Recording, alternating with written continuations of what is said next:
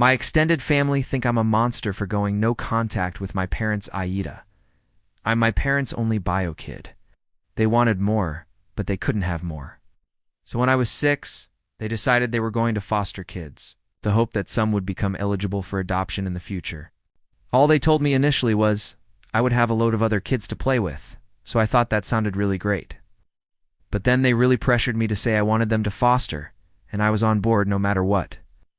The change happened because they were assigned a case social worker, and I would be interviewed alongside them. Something I learned a few years ago is that most people who sign up to foster will say if there are certain needs they come and meet so kids can have better placements. My parents were open for all kids with all kinds of behavioral issues if needed, so not once did they think of me.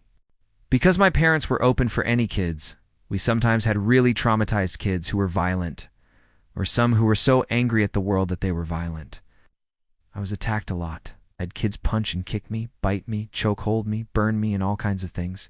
My parents refused to get me a lock for my door, and when I made a makeshift doorstop, they took that away once they found it.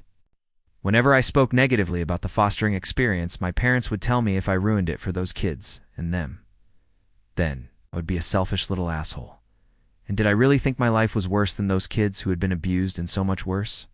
They said this even after one of the foster kids lost their shit and beat me hard enough, leave bruises all over my face and body. It was summer, so they could hide me until they went away.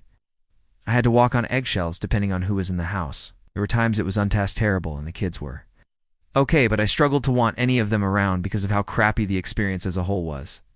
And I was talked to every few months by the case social worker. But my parents had me afraid to speak up.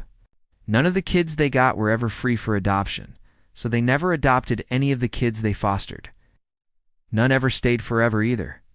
I was relieved, and they knew it, so they would get mad at me every time I was glad to see the kids go home or somewhere else. A couple of times it was suggested that I get therapy by the case social worker, and my parents never took that seriously. Their foster kids got all the therapy they needed, and my parents were so devoted to doing the best for them.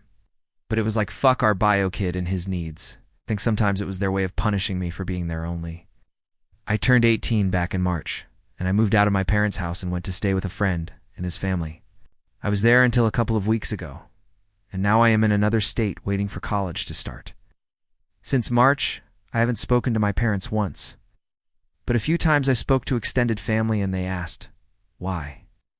I am not talking to my parents. I told them I was no contact, and they told me it was disgusting to turn my back on my parents. Some asked me why, and I told them. But then it was like unilaterally decided that I'm a monster for holding my parents' kindness for other kids against them.